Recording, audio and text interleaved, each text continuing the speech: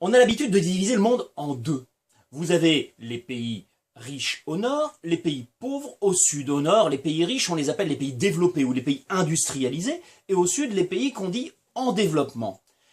Les pays développés sont riches, et pas qu'un peu, puisqu'ils concentrent 68% des richesses mondiales. Ça fait plus des 2/3 des richesses mondiales, alors qu'ils n'hébergent que 17% de la population. Et pendant ce temps-là, les pays en développement sont pauvres.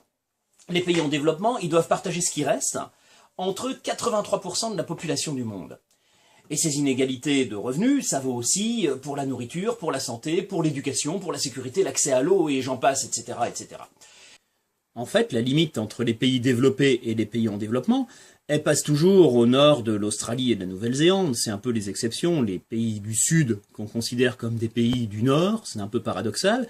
Elle passe toujours entre les États-Unis et le Mexique, elle passe toujours en Méditerranée, elle passe tout au sud de la Russie, mais arrivée en Asie, ça se complique vraiment. Alors si on grossit la carte, on voit qu'en Asie, entre le nord, les pays développés ou industrialisés, et le sud, les pays en développement, eh bien, la frontière circule de façon un peu bizarre.